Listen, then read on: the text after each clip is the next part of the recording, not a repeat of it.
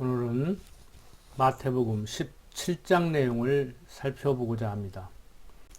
엿새 후에 예수께서 베드로와 야고보와 그 형제 요한을 데리시고 따로 높은 산에 올라가셨더니 저희 앞에서 변형되사 그 얼굴이 해같이 빛나며 옷이 빛과 같이 휘어졌더라. 때 모세와 엘리야가 예수로 더불어 말씀하는 것이 저희에게 보이거늘 베드로가 예수께 여짜와 가로되 주여 우리가 여기 있는 것이 좋사오니 주께서 만일 원하시면 내가 여기서 초막 셋을 짓되 하나는 주를 위하여 하나는 모세를 위하여 하나는 엘리야를 위하여 하리이다. 말할 때 호련히 빛난 구름이 저희를 덮으며 구름 속에서 소리가 나서 가로되 이는 내 사랑하는 아들이요 내 기뻐하는 자니 너희는 저의 말을 들으라 하는지라.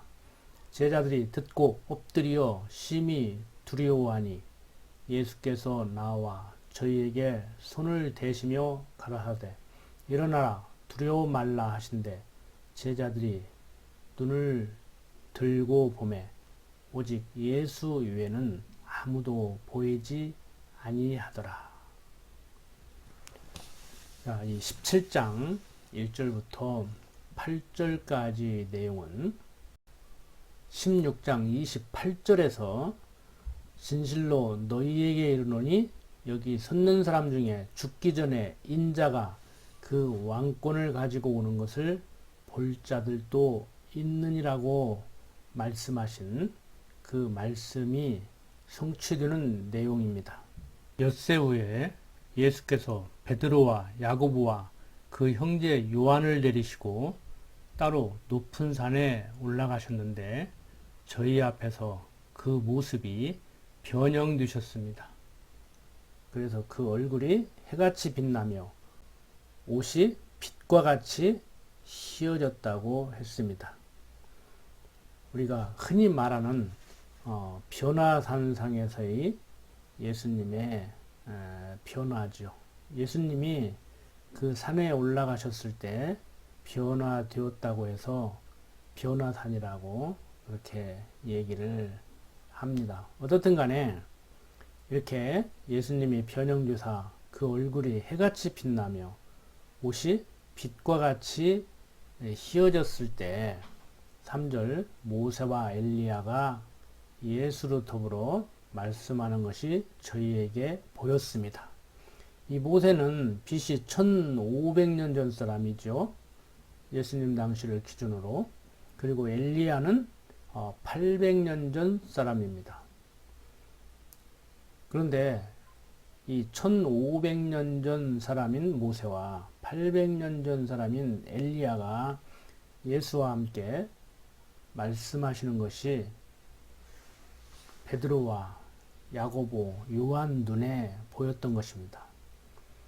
그래서 베드로가 예수님께 질문을 합니다.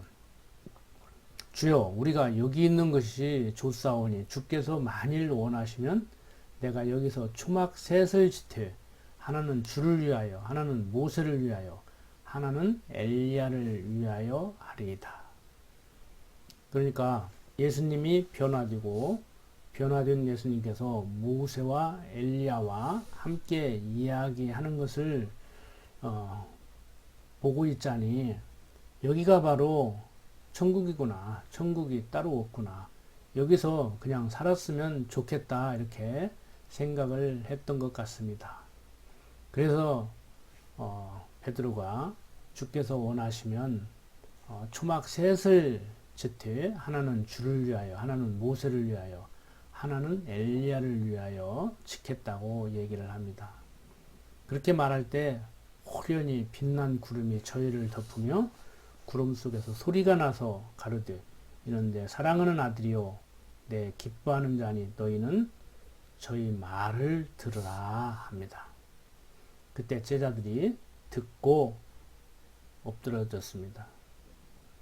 예수께서 나와 저희에게 손을 대시며 일어나라 두려워 말라 합니다. 제자들이 눈을 들고 보매 오직 예수 외에는 아무도 보이지 않았습니다.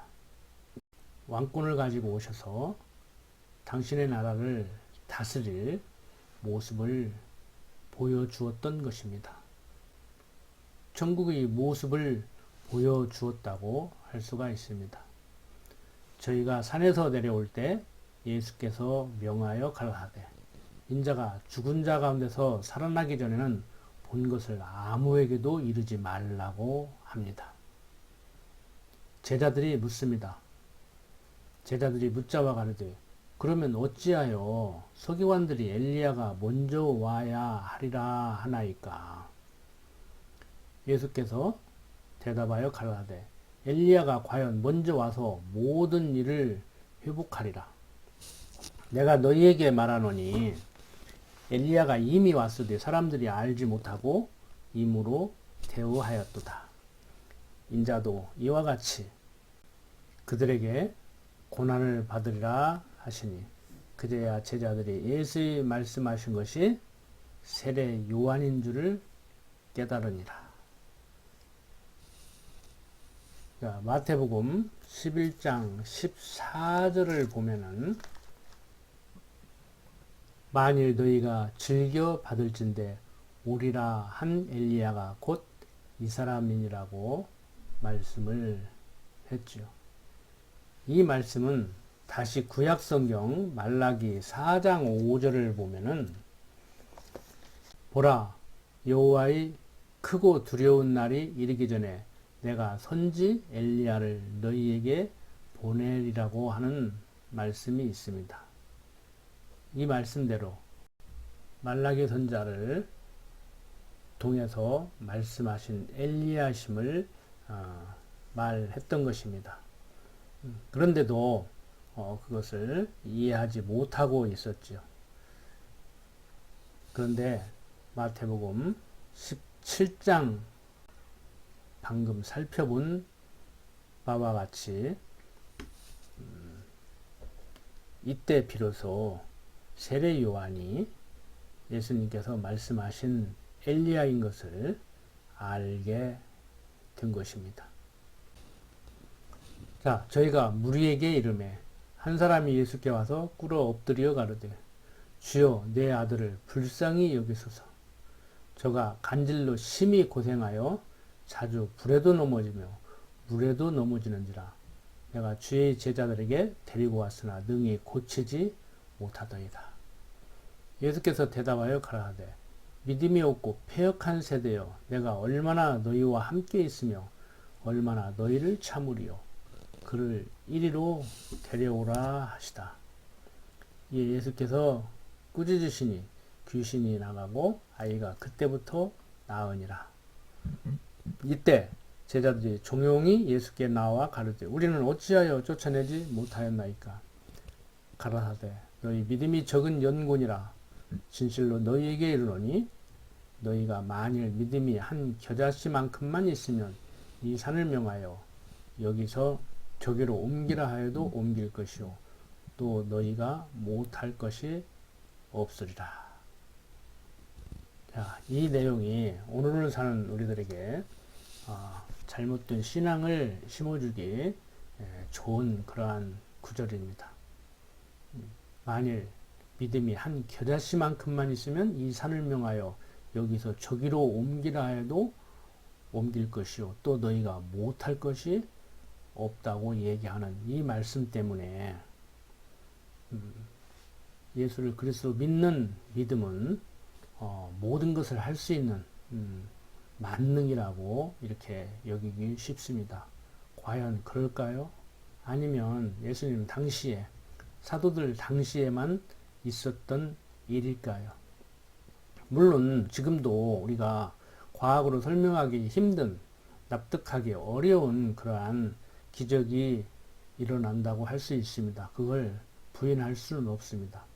그런데 지금 여기에서 만일 믿음이 한 겨자씨만큼만 있으면 이 산을 명하여 여기서 저기로 옮기라 해도 옮길 것이요 또 너희가 못할 것이 없으리라고 하는 말씀은 어떤 맥락에서 하는 얘기인가 하면은 14절부터 다시 보면은 저희가 무리에게 이르며 한 사람이 예수께 와서 꿇어 엎드려 가로되 주여 내 아들을 불쌍히 여기소서 저가 간질로 심히 고생하여 자주 불에도 넘어지며 물에도 넘어지는지라 내가 주의 제자들에게 데리고 왔으나 능히 고치지 못하더이다. 그러니까 어떤 사람이 자기 아들이 간질이 걸렸는데 예수님 제자들에게 와서 좀 나아 주었으면 했어요. 그런데 예수님의 제자들이 그것을 못하더라는 거예요. 그 사람의 아들 간질병을 고치지 못했다는 것이에요. 그러니까 예수님께서 대답을 합니다. 믿음이 없고 패역한 세대여 내가 얼마나 너희와 함께 있으며 얼마나 너희를 참으리요 그를 이리로 데려오라 하십니다. 이 예수께서 꾸짖으시니 귀신이 나가고 아이가 그때부터 나았습니다. 자, 제자들은 왜 못 나아졌을까요? 제자들도 그게 궁금했던 것입니다.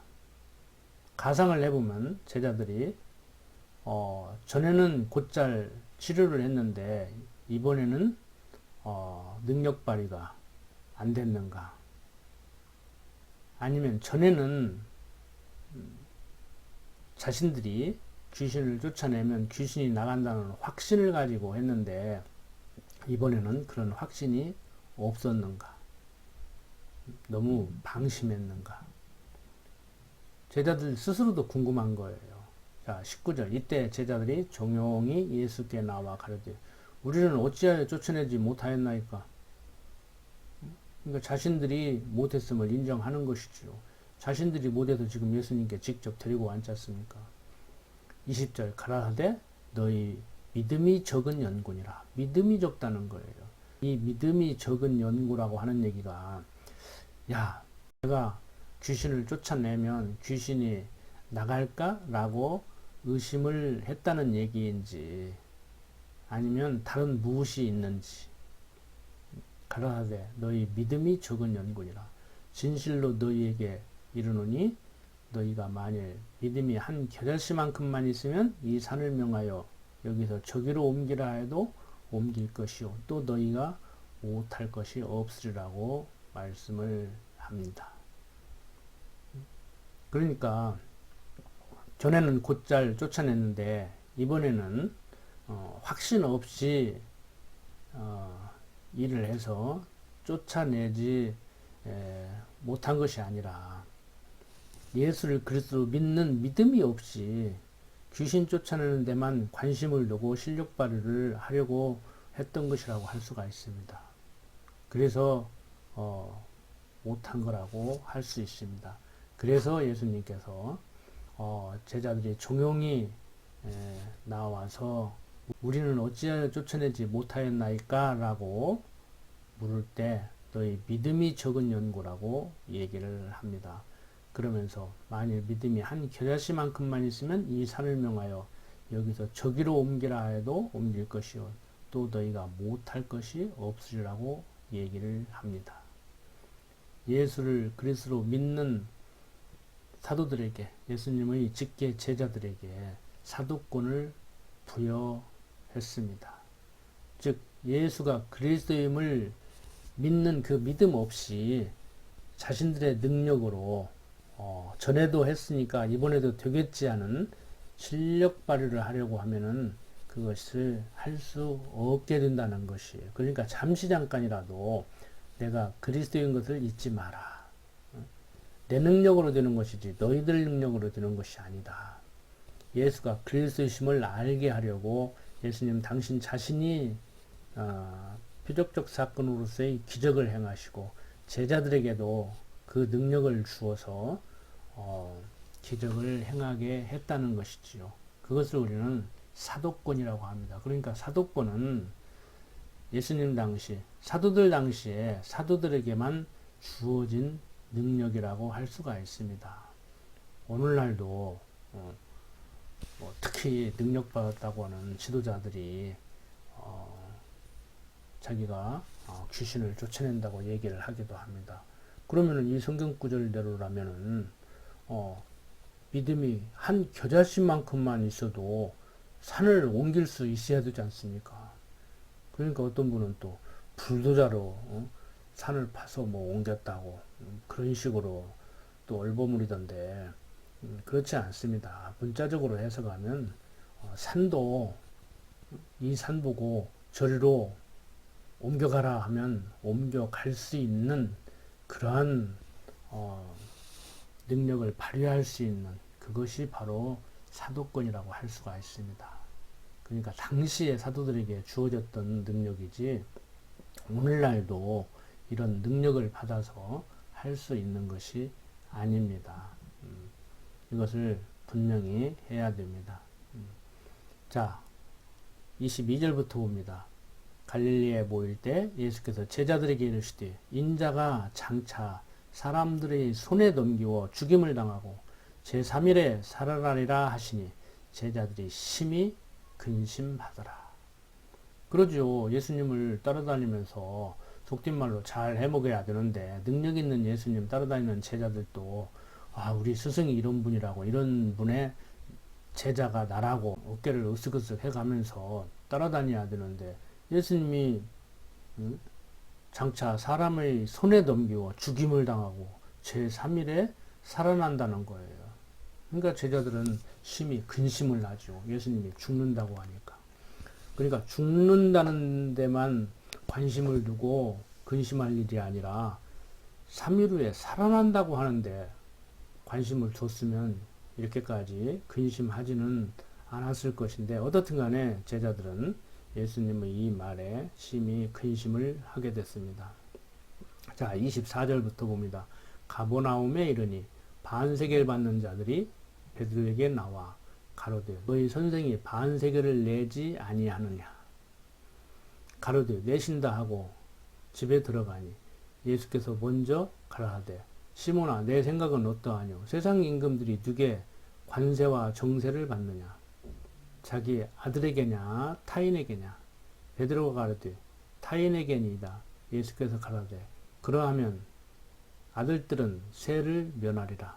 그러나 우리가 저희로 오해케 하지 않기 위하여 내가 바다에 가서 낚시를 던져 먼저 오르는 고기를 가져 입을 열면 돈 한 세겔을 얻을 것이니 가져다가 나와 너를 위하여 주라 하시니라. 자, 가버나움에 이르렀을 때 반세겔 받는 자들이 베드로에게 나와 가르되 너희 선생이 반세겔을 내지 아니하느냐.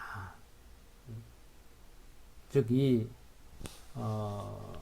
반세겔을 낸다는 얘기는 20세 이상의 모든 유대인 남자들은 성전을 유지하기 위해서 성전세로 반세겔을 내었습니다. 바로 이것을 근거로 가버나움에 이르렀을 때 반세겔 받는 자들이 베드로에게 나와서 얘기를 하는 겁니다. 너희 선생이 반세겔을 내지 아니하느냐. 그러니까 제자들이 그래 내신다 하고 집에 들어가니 예수께서 먼저 말씀을 하는 겁니다. 시몬아 내 생각은 어떠하뇨. 세상 임금들이 네게 관세와 정세를 받느냐. 이 관세는 상품에 붙이는 세금이고 정세는 사람에게 붙이는 세금이라고 합니다. 오늘날도 이렇게 세금을 받지 않습니까? 자, 관세와 정세를 받느냐? 자기 아들에게냐, 타인에게냐? 자, 내 생각은 어떠하뇨? 세상 임금이 누구의 관세와 정세를 받느냐? 자기 아들에게냐, 타인에게냐? 그러니까 베드로가 얘기를 합니다. 타인에게니이다. 그때 예수님께서는 뭐라고 하시는가 하면 그러하면 아들들은 세를 면하리라. 그러나 우리가 저희로 오해케 하지 않기 위하여 내가 바다에 가서 낚시를 던져 먼저 오르는 고개를 가져 입을 열면 돈 한 세겔을 얻을 것이니 가져다가 나와 너를 위하여 주라 합니다. 자, 예수님은 하나님의 아들로서 납세의 의무가 없었습니다. 하지만 자신의 행동 때문에 하나님께서 정하신 세금에 대해 사람들이 잘못 해석함으로 인해서 성전과 율법을 모독하는 일이 발생하지 않도록 하기 위해서 베드로에게 바다에 가서 낚시를 던져 먼저 오르는 고기를 가져 입을 열면 돈 한 세겔을 얻을 것이니 가져다가 나와 너를 위하여 주라고 얘기를 합니다. 참 어떻게 보면 전설 따라 삼철 같은 얘기죠. 바로 이러한 사건이 표적적 사건입니다. 예수가 그리스도이심을 드러내기 위한 한 방편인 것이죠. 이처럼 예수님께서는 성전세를 내지 않아도 되지만 성전세를 내지 않는다고 해서 세를 받는 자들이 예수를 학대하는 잘못을 범하지 않도록 하기 위해서 제자들에게 성전세를 내라고 얘기를 하고 있습니다. 하나님의 아들이신 예수님께서 하나님의 전인 성전세를 낼 필요가 어디 있겠습니까? 요즘 말로 면세지요. 그런데 세를 받는 자들이 오해하지 않도록 하기 위해서 이렇게 바다에서 낚은 고기 입에서 얻은 돈으로 세를 내라고 말씀하고 계십니다.